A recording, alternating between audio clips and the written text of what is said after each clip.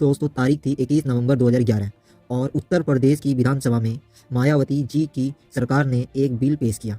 यह बिल उत्तर प्रदेश को 4 हिस्सों में बांटने का प्रस्ताव था और जोरदार हंगामे और बहस के बाद विधानसभा से यह बिल पास भी हो गया। चारों तरफ यह बातें होने लगी कि अब तो उत्तर प्रदेश 4 हिस्सों में बंटकर ही रहेगा। लेकिन राज्य विधानसभा का प्रस्ताव जब केंद्र सरकार के पास पहुंचा तो यूपीए सरकार ने मायावती जी के इस प्रस्ताव को कई सवालों का हवाला देते हुए खारिज कर दिया और उत्तर प्रदेश का विभाजन होते होते रह गया। आज 2011 के बाद करीब 14 साल का समय हो गया है, लेकिन यूपी के विभाजन की कहानियां कभी फेक न्यूज़ के जरिए, तो कभी नेता या विधायक के भाषण के जरिए, तो कभी सरकार की पॉलिसीज़ को देखते हुए बार बार चर्चा में रहती है। ऐसे में कहा जाता है कि उत्तर प्रदेश का बंटवारा ही असली सोशल इकोनॉमिक ग्रोथ दिला सकता है। लेकिन कुछ लोग इस विभाजन को उत्तर प्रदेश के लिए अभिशाप भी बताते हैं।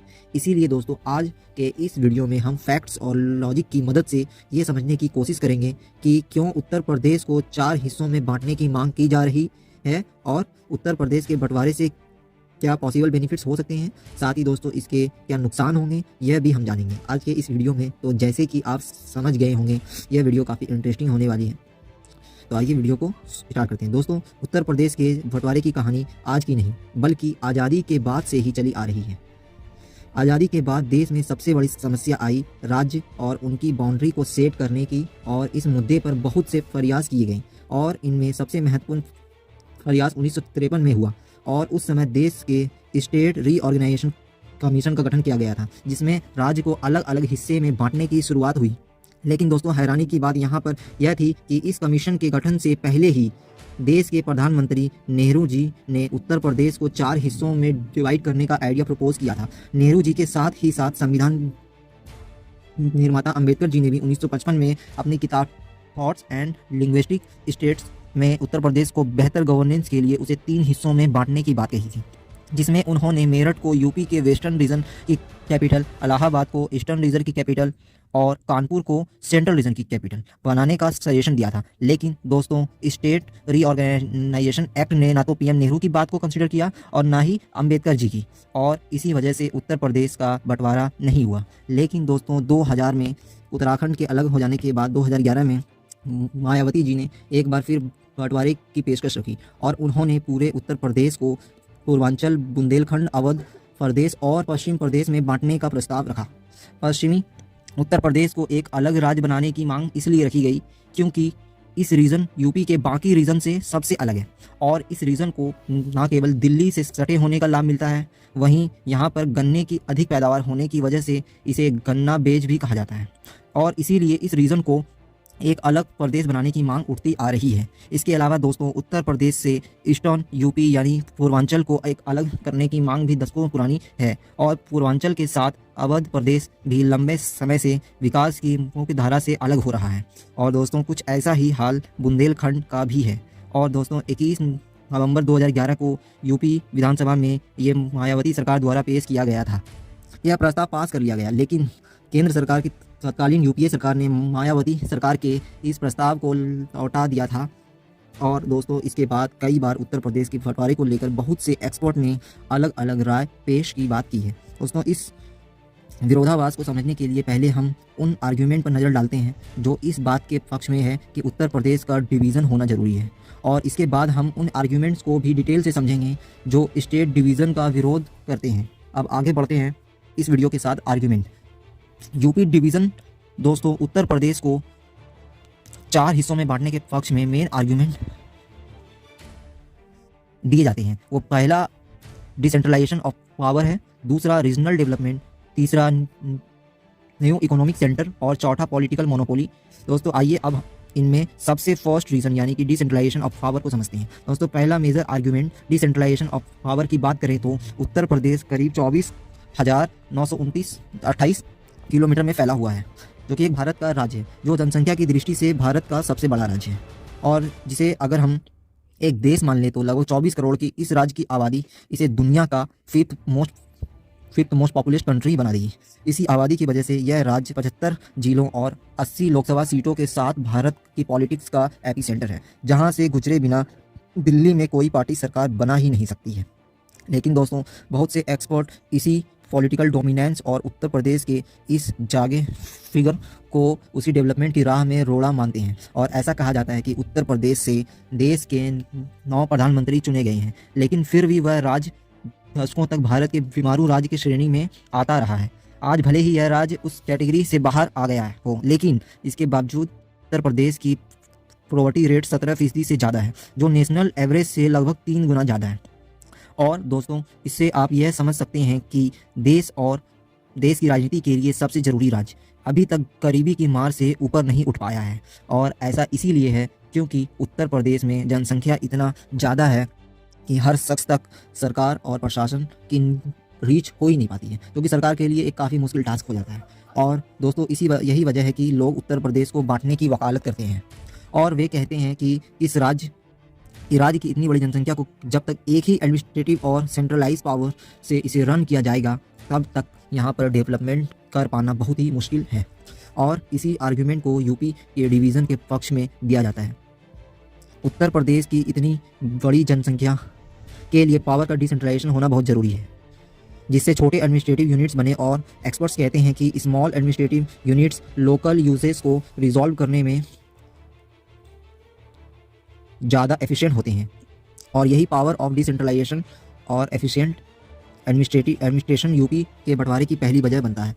दोस्तों, दूसरा आर्ग्यूमेंट जो दिया जाता है वह है रीजनल डेवलपमेंट। दोस्तों, अगर आज उत्तर प्रदेश को जिस आधार पर 4 हिस्सों में बांटा जा रहा है, उसमें कल्चरल और लिंग्विस्टिक रीजन्स भी हैं दोस्तों, क्योंकि जहाँ एक तरफ पूर्वांचल कल्चर अलग है, तो वहीं दूसरी ओर बुंदेलखंड बिल्कुल ही अलग है। जहाँ पूर्वांचल में भोजपुरी बोली जाती है, तो वहीं बुंदेलखंड में बुंदेली। इसके अलावा दोनों जगहों में सांस्कृतिक भिन्नता भी पाई जाती है, काफ़ी ज़्यादा है। इसी कल्चरल डिफरेंस की वजह से उत्तर प्रदेश में रीजनल डेवलपमेंट को देखने को नहीं मिल रहा है, क्योंकि हर रीजन की अपनी डिमांड और अपनी समस्याएं हैं। बुंदेलखंड में जहां पानी जैसी आधारभूत समस्या है, वहीं पूर्वांचल लंबे समय से इंडस्ट्रियल से अछूता रहा है। हालांकि अब जाकर पूर्वांचल में इंडस्ट्रियल पर काम चलना शुरू हुआ है, लेकिन फिर भी दोस्तों, इतने कल्चरल डाइवर्स रीजन में कोई एक पॉलिसी सभी रीजन में प्रॉब्लम्स को एड्रेस कर पाए, यह पॉसिबल नहीं। इस आर्ग्यूमेंट के हिसाब से अगर उत्तर प्रदेश को अलग अलग रीजन है, वहाँ के कल्चर समस्याओं के हिसाब से बांट दिया जाए, तो सरकार रीजनल लेवल पर ज़्यादा काम कर पाएगी, जिससे रीजनल डेवलपमेंट आसानी से हो पाएगा। इसके साथ ही यूपी को 4 रीजन में डिवाइड करने के लिए जो अगला आर्ग्यूमेंट है वो है न्यू इकोनॉमिक सेंटर। आज उत्तर प्रदेश भले ही तरक्की की राह पर आगे बढ़ रहा हो, लेकिन इसके ग्रोथ में अगर नोएडा को हटा दिया जाए तो यह मोस्टली उत्तर प्रदेश की स्थिति पहले के मुकाबले से ज़्यादा बेहतर नहीं मिलेगी, क्योंकि नोएडा उत्तर प्रदेश की जीएसटी में अकेले 10% का कंट्रीब्यूशन करता है। और हो सकता है कि अगर आपको ये कम लगे, दूसरे नंबर पर आता है लखनऊ, जो कि उत्तर प्रदेश की जीएसटी में सिर्फ 4% कंट्रीब्यूशन करता है। जब इसके बाद बाकी जिलों का अंदाज़ा आप खुद ही लगा सकते हैं।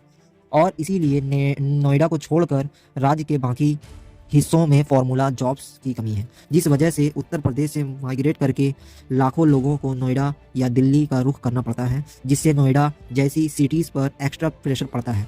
दोस्तों, अगर आप महाराष्ट्र का एग्जाम्पल ले तो भले ही मुंबई वहाँ का इकोनॉमिक सेंटर है, लेकिन महाराष्ट्र में मुंबई अकेला नहीं है, बल्कि नागपुर, पुणे और औरंगाबाद जैसे भी इकोनॉमिक सेंटर्स हैं। इसीलिए ऐसा कहा जा रहा है कि अगर उत्तर प्रदेश कुछ 4 हिस्सों में डिवाइड कर दिया जाता है, तो हर राज्य के पास अपना खुद का इकोनॉमिक सेंटर डेवलप करने की मजबूरी होगी, जिससे उत्तर प्रदेश के बहुत से ऐसे पोटेंशियल वाले रीजन्स उभर कर सामने आएंगे जो इस समय शायद इग्नोर किए जा रहे हैं। इकोनॉमिक सेंटर की वजह से 4 हिस्सों में उत्तर प्रदेश का यह बंटवारा अलग अलग रीजन में इंफ्रास्ट्रक्चर डेवलप करने के लिए बहुत ही ज़रूरी है, क्योंकि हर रीजन के पास अपना एक अलग बजट होगा, जिससे अपने यहाँ आसानी से इंफ्रास्ट्रक्चर डेवलप कर पाएंगे, जो आगे उनके बेहतर इकोनॉमिक फ्यूचर के लिए काफ़ी हेल्प करेगा।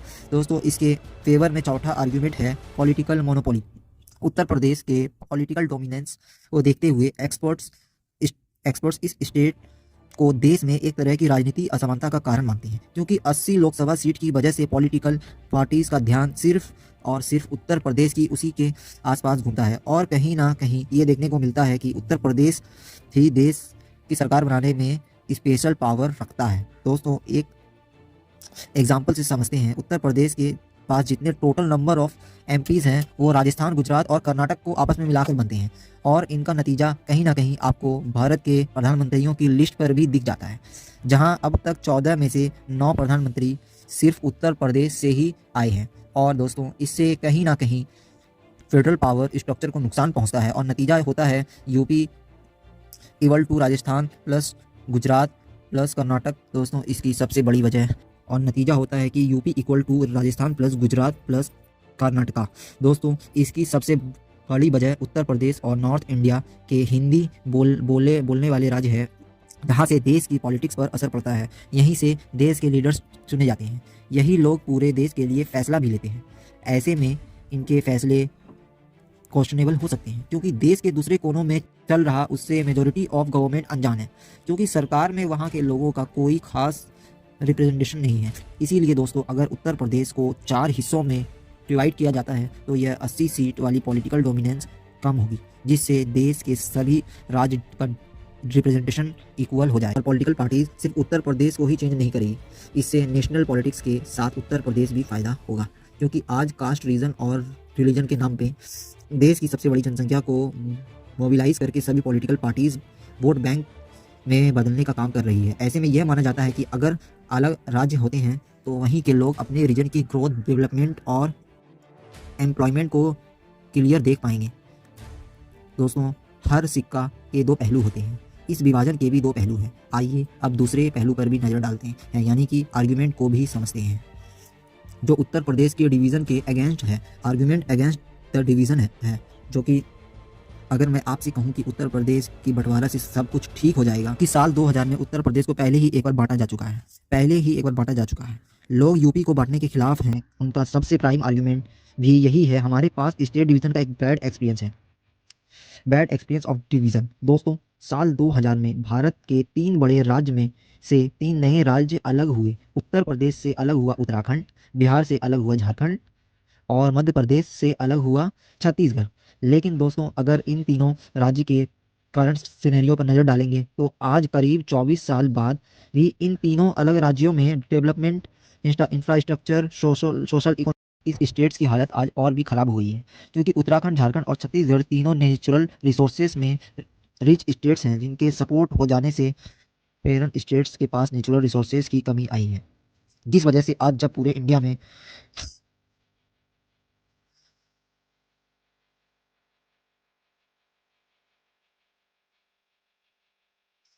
इंडस्ट्रियलाइज मौजूद नहीं है, जो उन्हें डेवलपमेंट की सीढ़ी में एक स्टेप पीछे खींच लेता है।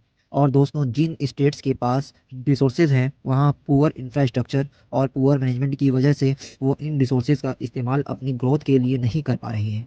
और दोस्तों, यही नहीं, अगर उत्तराखंड का एग्जाम्पल ले तो इकोनॉमिक टाइम्स के एक आर्टिकल के अकॉर्डिंग उत्तराखंड प्रदेश से अलग होने पर उत्तराखंड में करप्शन का स्तर पहले से अधिक हो चुका है, क्योंकि छोटा राज्य होने की वजह से राज्य के महत्वपूर्ण पोजीशन पर पार्टी के ही अपने लोग होते हैं, जो रिसोर्सेज का ज़्यादा से ज़्यादा दोहन करते हैं। इन्हीं एग्जांपल्स का हवाला देकर ऐसा कहा जाता है कि अगर उत्तर प्रदेश को 4 हिस्सों में बांटा जाएगा तो पॉसिबल है कि ये चारों स्टेट या तो नेचुरल रिसोर्सेज की कमी की वजह से या फिर इंफ्रास्ट्रक्चर और मैनेजमेंट में कमज़ोर की वजह से वो इकोनॉमिक डेवलपमेंट हासिल नहीं कर पाएंगे, जिनकी अपेक्षा उनसे की जा रही है। और दोस्तों, इसके अलावा अगला आर्ग्यूमेंट है tax collection and revenue loss. दोस्तों, इससे हम ऐसे समझ सकते हैं कि आज इंडिया में जहां महाराष्ट्र, गुजरात और तेलंगाना जैसे वेल्दी स्टेट्स हैं, वहीं बिहार, झारखंड जैसे लेस वेल्दी स्टेट्स भी हैं। ऐसे में दोस्तों, सेंट्रल गवर्नमेंट रिचर रीजन्स में ज़्यादा टैक्स कलेक्ट करके उसका इस्तेमाल उन पुअर रीजन के पास ज़्यादा टैक्स कलेक्शन और रेवेन्यू जनरेट नहीं होता है। जब इस लॉजिक को अगर हम उत्तर प्रदेश में लगाकर देखें तो उत्तर प्रदेश की सरकार भी नोएडा, लखनऊ और कानपुर जैसे रिचर रीजन से ज़्यादा टैक्स इकट्ठा करके देवरिया, बलिया जैसे जैसे पल्ली डिस्ट्रिक्ट के विकास में लगाती है। ऐसे में अगर उत्तर प्रदेश को 4 अलग रीजन में बांट दिया जाए तो जिस रीजन में नोएडा, गाजियाबाद जैसे जिले आ पाएंगे, वहीं डेवलपमेंट तेज़ी से होगा। उनके लिए टैक्स कलेक्शन से रेवेन्यू जनरेट करना मुश्किल हो जाएगा, जिससे वो रीजन या तो स्टेट व सेंट्रल गवर्नमेंट पर प्रेशर डालेंगे। इंडियन इकोनॉमी दोस्तों चार राज्यों के बनने के साथ एक बड़ा सवाल उनके इंफ्रास्ट्रक्चर पर लगने वाले खर्च का भी है। यह आर्गुमेंट हर बार दिया जाता है जब भी भारत में दो स्टेट्स को बांटने की बात की जाती है, क्योंकि ऐसा कहा जाता है कि कोई भी नया स्टेट्स बनने के लिए राज्य की सीमा निर्धारण में गवर्नमेंट ऑफिसर्स, पुलिस फोर्स और इन सब का प्रॉपर बंटवारा करना पड़ेगा, और साथ ही साथ हर राज्य की राजधानी, स्टेट्स असेंबली और उसकी राजधानी के लिए इंफ्रास्ट्रक्चर को नए सिरे से डेवलप करना पड़ेगा, जिसमें बहुत बड़ा गवर्नमेंट फंड लगेगा। इसके साफ है कि दोस्तों अगर नए राज्य बनते हैं तो वहाँ सभी तरह की गवर्नमेंट बिल्डिंग्स, ऑफिसर होम्स और पूरा का पूरा इंफ्रास्ट्रक्चर बिल्ड करना होगा, जो स्टेट्स के साथ ही साथ देश की इकोनॉमी पर नेगेटिव इम्पैक्ट डालेगा। इन इंफ्रास्ट्रक्चर को क्रिएट करने में सिर्फ फंड्स ही नहीं, काफ़ी समय भी लगेगा। इसीलिए ऐसा कहा जाता है कि दोस्तों कि अभी फ़िलहाल उत्तर प्रदेश को अलग अलग राज्यों में बांटने का आइडिया सही नहीं होगा। कंक्लूज़न, वैसे देखा जाए तो उत्तर प्रदेश के 4 हिस्सों में बंटवारे के पक्ष में जो भी आर्गुमेंट या लॉजिक दिए जा रहे हैं वह अपने आप में कहीं ना कहीं सही है, लेकिन अभी भारत के जिस इकोनॉमिक ग्रोथ को हासिल करके खुद को डेवलप कंट्री बनाने में लगा हुआ है, ऐसे में 4 नए राज्य का बनना देश की अर्थव्यवस्था पर एक प्रेशर बिल्ड कर सकता है, जिसका असर भारत की ग्रोथ रेट में भी देखने को मिलेगा। अब क्योंकि उत्तर प्रदेश अपने आप में ही इंडिया की जीडीपी में 8% से ज़्यादा कंट्रीब्यूशन करता है, इसीलिए दोस्तों अगर स्टेट्स का बंटवारा होगा है तो उससे पहले इन सभी पहलुओं को भी गौर से देखना होगा। वैसे आपके अकॉर्डिंग क्या यूपी को 4 भागों में डिवाइड करना चाहिए या फिर उससे जैसा है वैसा ही रह देना चाहिए? क्या आप आपके ओपिनियन ज़रूर बताइए।